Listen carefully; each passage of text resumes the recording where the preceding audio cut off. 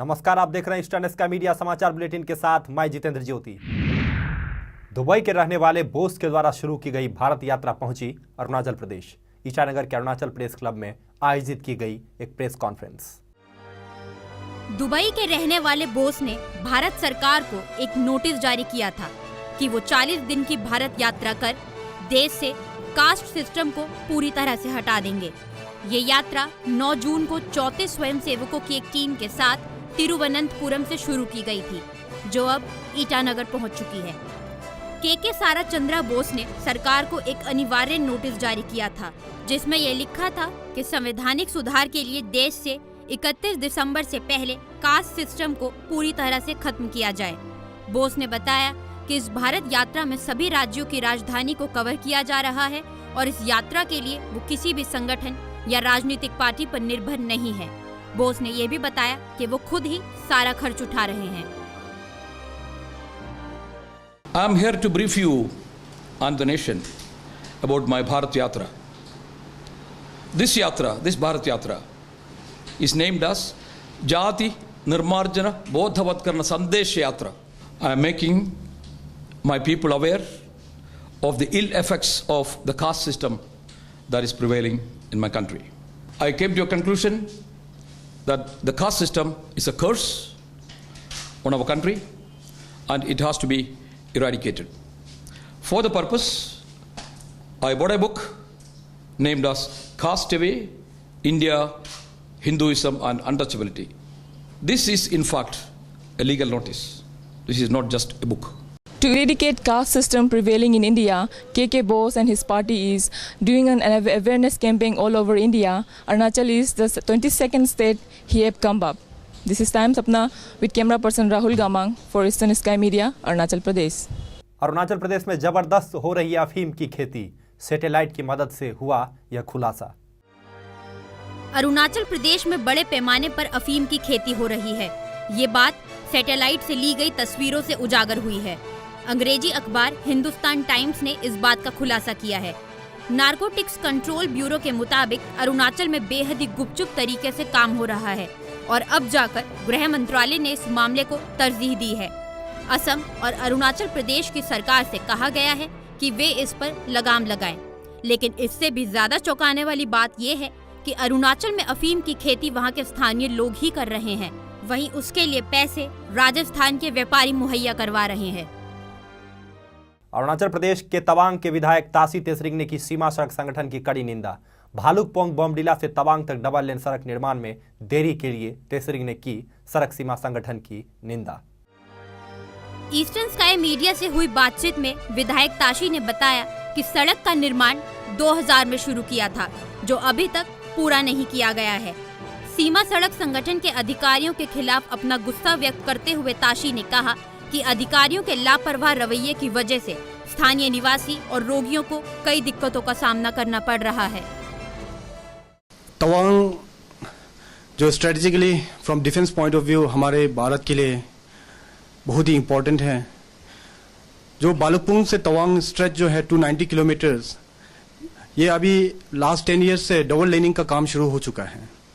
Initially it was हमें बताया गया था कि ये 3 साल में काम पूरे खत्म किए जाएंगे, पर डाउन द लाइन अब 10 साल हो चुका है। लेकिन जो काम जो हो रहा है बहुत ही स्लो और बहुत ही अनप्लान मैनर में जा रहा है। लास्ट ईयर हमारे मुख्यमंत्री साहब नाबम तुकी जी, हमारे एक्स गवर्नर जे सिंह साहब ने एश्योरेंस दिया था कि BRTF से BRO से बात करके इसको जल्द ही सुलझा जाएंगे। लेकिन हमेशा एवरी मानसून में आपका रोड जो है कंडीशन और भी खराब होते जा रहे हैं। 2011 में हमारे डिफेंस सेक्रेटरी आए थे और DGBR के लेफ्टिनेंट जनरल भी आए थे।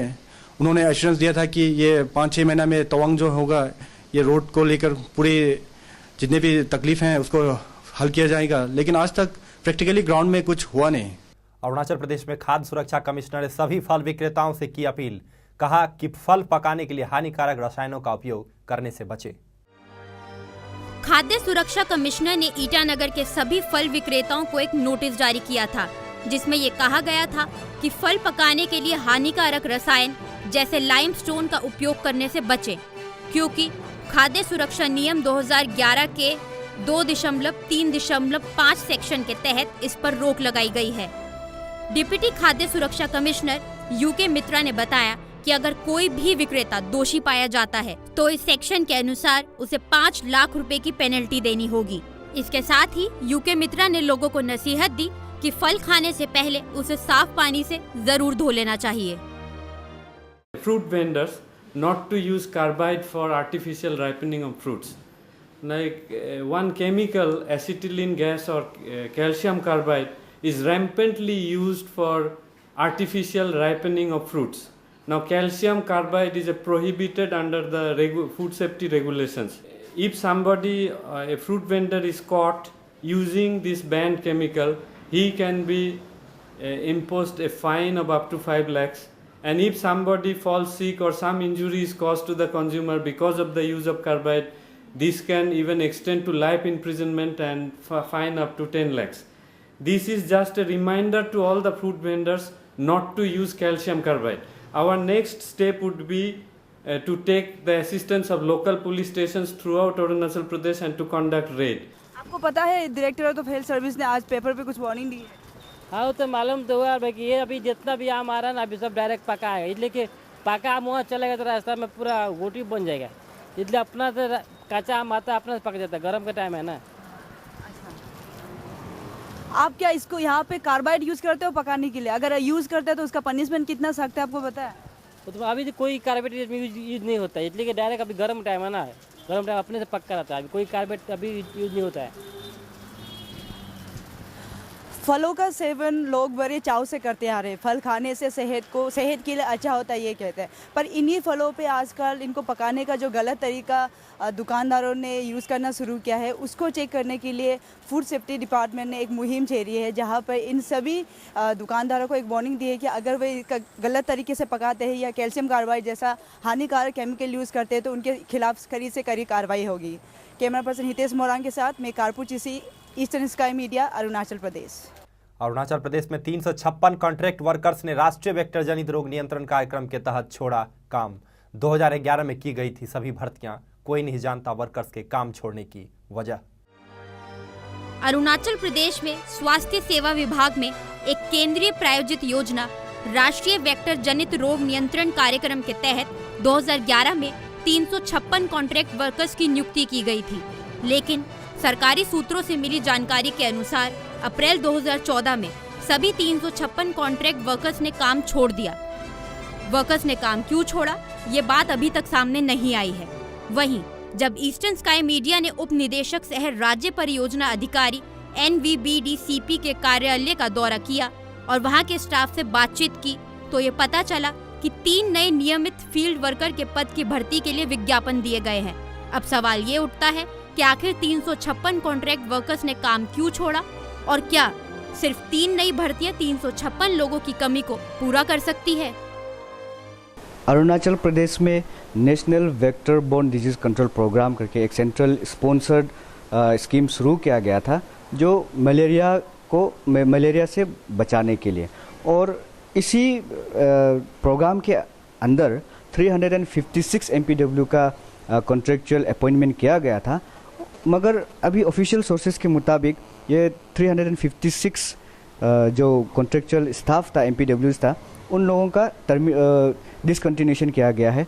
और अभी फ़िलहाल recently RFW regular field worker के 3 पोस्ट का एडवर्टाइजमेंट हुआ है, जिस आप देख सकते हैं पीछे। इन रिजेक्टेड लिस्ट भी यहाँ पर है और सेलेक्टेड लिस्ट का यहाँ पर लिस्ट टांगा हुआ है। और अभी अरुणाचल सरकार को अभी ये देखना पड़ेगा, ये मैनेज करना पड़ेगा कि इस 356 MPWs को डिसकंटिन्यू करके ये 3 पोस्ट अभी जो RFW का क्रिएट किया है, तो ये कैसे रिप्लेस करेंगे इन लोगों का काम को, और इन 356 MPWs का अभी क्या होगा। कैमरामैन ओबी मेलोंग के साथ मैं नीलम राजा, eastern sky media, Arunachal Pradesh. Arunachal Pradesh के पश्चिम सियांग जिले के मोनी गांव में लगातार हो रही बारिश ने लोगों को किया परेशान। बाकी राज्यों से टूटा मोनी गांव का संपर्क। भारी बारिश के चलते हुए कटाव से मोनी गांव हाइडल पावर की स्थिति बेहद खराब हो गई है। साथ ही लोगों को भी ये बारिश सुकून नहीं, काफी परेशानी दे रही है। बारिश के चलते ना तो वहां बिजली है और ना ही संचार का कोई माध्यम। मोनी गांव के EAC सांग खाडू ने इस गंभीर स्थिति से निपटने के लिए तत्काल राहत सामग्री की मांग की है। सड़क संपर्क के खत्म हो जाने से स्थानीय लोगों को अब भोजन की चिंता सताने लगी है। अरुणाचल प्रदेश में किसानों के लिए खुशखबरी है। किसानों को बढ़ावा देने के लिए अरुणाचल प्रदेश में की गई बागवानी मार्केटिंग बोर्ड की स्थापना। अरुणाचल प्रदेश में कृषि से बागवानी विभाग को विभाजित करने के बाद राज्य में बागवानी उत्पादों को रेगुलर करने के लिए 5 जून 2014 को नए बिल की मंजूरी के साथ एक अलग बागवानी मार्केटिंग बोर्ड बनाया गया है। ईस्टर्न स्काई मीडिया से हुई विशेष बातचीत में बागवानी मार्केटिंग बोर्ड के डायरेक्टर टो पापू ने बताया कि सरकार बागवानी को महत्व दे रही है क्योंकि राज्य में भौगोलिक क्षमता काफी ज्यादा है और साथ ही बागवानी मार्केटिंग बोर्ड के माध्यम से किसानों को बागवानी उत्पादों की मार्केटिंग स्ट्रेटेजी में सुधार करने के लिए तकनीकी जानकारी प्रदान की जाएगी। हम लोग का हॉर्टिकल्चर डिपार्टमेंट बाइफरकेशन होने के बाद में हम लोग अपना डायरेक्टरेट हो गया, पॉलिसी प्रोग्राम दूसरा हो गया। तो उसको देखते हुए पोटेंशियलिटीज हॉर्टिकल्चर का कितना यहाँ में प्रोडक्शन हो सकता है, उसको देखते हुए गवर्नमेंट ऑफ अरुणाचल प्रदेश ने हॉर्टिकल्चर मार्केटिंग बोर्ड बोल के जून ये पिछले महीने जून 5 तारीख को नोटिफिकेशन हो गया है और गवर्नर साहब से राज्यपाल से हमको एसेंट मिला 30 मई को मिला है। लोअर सुबनसिरी में ये 02 एरिया में पर्टिकुलरली 2012 में इतना जिंजर प्रोडक्शन हो गया था कि उसको मार्केट ही नहीं मिला। तो इसका बाद में फार्मर्स लोग डिस्करेज होके फिर 2013-14 में कंटिन्यू नहीं किया जिंजर कल्टीवेशन का। तो इसी का कारण ये सबको रखते हुए गवर्नमेंट ऑफ अरुणाचल प्रदेश ने हॉर्टिकल्चर के लिए पर्टिकुलरली इसमें पोटेंशियल है करके तो बोर्ड बना दिया। भारत तिब्बत सीमा पुलिस के शिविर के निकट अरुणाचल प्रदेश के विधायक तागे ताकी ने किया 17 में 0 हपोली विधानसभा क्षेत्र के बीजेपी मंडल कार्यालय का उद्घाटन। विधायक तागे ताकी ने बीजेपी मंडल कार्यालय के उद्घाटन के दौरान कहा कि इससे लोगों को बीजेपी की विचारधारा का उपयोग करने और उसे समझने में मदद मिलेगी। साथ ही उन्होंने अधिकारियों से आग्रह किया है कि 0 हपोली मंडल कार्यालय को राज्य में सबसे लोकप्रिय और सबसे मजबूत टीम के रूप में बनाया जाए। अरुणाचल प्रदेश के पश्चिम कामेंग जिले के रूपा में किया गया फ्रूट प्रोसेसिंग यूनिट का उद्घाटन। कृषि और बागवानी मंत्री चौना मेन ने किया इसका उद्घाटन। फ्रूट प्रोसेसिंग यूनिट को रूपा लैम्प्स ने दिल्ली के इंस्पायर नेटवर्क फॉर एनवायरनमेंट के सहयोग से स्थापित किया है और नावाजबाई रतन टाटा ट्रस्ट और अरुणाचल के एपेक्स बैंक द्वारा इसका समर्थन किया गया है। उद्घाटन में कृषि और बागवानी मंत्री चौना मैन ने यह आश्वासन दिया कि वो इस विभाग को नई ऊंचाइयों तक पहुंचाएंगे। साथ ही उन्होंने क्षेत्र के कार्यकर्ताओं से अपील भी की है कि सभी पूरे समर्पण के साथ राज्य में कृषि की संभावनाओं के अनुसंधान और विकास गतिविधियों पर काम करें। जो हमारे फार्मर को, मेरे फार्मर्स को आपने जो एक फैक्ट्री दी है, इसके लिए मैं आप लोगों को सबको धन्यवाद देना चाहूँगा, क्योंकि इस फैक्ट्री से हमारे फार्मर जितना भी हैं, टोमेटो ग्रोअर हो, जो भी फ्रूट्स ग्रोअर हो, इनका लाइफ, इनका मार्केटिंग जो है एश्योर्ड हो गया है। आज से उनका कोई मार्केटिंग का प्रॉब्लम नहीं होगी। भारत की पहली हाई स्पीड ट्रेन का हुआ ट्रायल। 100 मिनट में ट्रेन तय की दिल्ली से आगरा तक की दूरी। भारत की पहली हाई स्पीड ट्रेन का ट्रायल रन कल नई दिल्ली से आगरा के बीच सुबह 11:15 पर शुरू हुआ था। इस ट्रेन ने ट्रायल रन में दिल्ली से आगरा की दूरी 100 मिनट में तय की। ट्रेन के ताज नगरी आगरा पहुंचने का समय 1:20 पर रखा गया था, लेकिन ट्रेन 12:55 पर ही आगरा पहुंच गई थी। दिल्ली आगरा रूट पर ट्रेन के संचालन के लिए ट्रैक को बेहद मुस्तैदी से दुरुस्त किया गया है। 8 जुलाई को पेश होने वाले रेल बजट में रेलवे सेफ्टी और पैसेंजरों की सुविधा के लिए हो सकती है कई घोषणाएं। बीजेपी सरकार 8 जुलाई को पेश किए जाने वाले अपने पहले रेल बजट 2014-15 में रेलवे सेफ्टी और पैसेंजरों की सुविधा के लिए तमाम तरह की घोषणाएं कर सकती है। इनमें शताब्दी ट्रेनों में ऑटोमेटिक दरवाजों और आग बुझाने के लिए सिस्टम लगाने के अलावा राजधानी एक्सप्रेस के पैसेंजरों को सिर्फ एक बार इस्तेमाल किए जा सकने वाली चादर और पिलो कवर मुहैया कराए जाएंगे। राजस्थान के मुख्यमंत्री वसुंधरा राजे ने दिल्ली के विज्ञान भवन में शहरी विकास मंत्रियों के सम्मेलन में भाग लिया। राजस्थान की मुख्यमंत्री वसुंधरा राजे ने गुरुवार को नई दिल्ली के विज्ञान भवन में केंद्रीय आवास और शहरी गरीबी उपशमन मंत्री एम वेंकैया नायडू की अध्यक्षता में आयोजित राज्यों के शहरी विकास मंत्रियों के सम्मेलन में भाग लिया। वसुंधरा राजे ने सम्मेलन के उद्घाटन सत्र में एम वेंकैया नायडू के साथ मुख्य मंच साझा किया।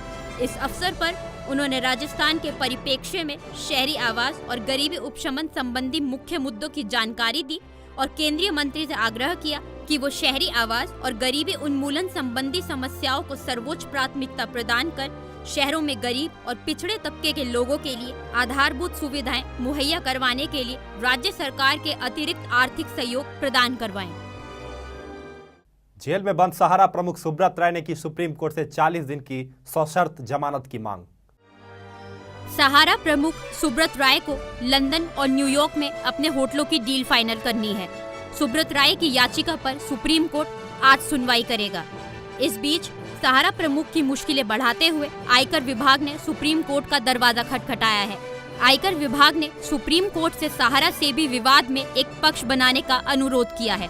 दरअसल सहारा की 2 कंपनियों पर इनकम टैक्स के पिछले 3 साल के 4800 करोड़ रुपए बकाया है। बिहार में सत्ताधारी जेडीयू का संकट और गहराता नजर आ रहा है। आरजेडी से समझौते का विरोध करते हुए पूर्व सांसद डॉक्टर मोनाजिर हसन जदयू छोड़कर बीजेपी में शामिल हो गए। बिहार में सत्ताधारी जेडीयू का संकट और गहराता लग रहा है।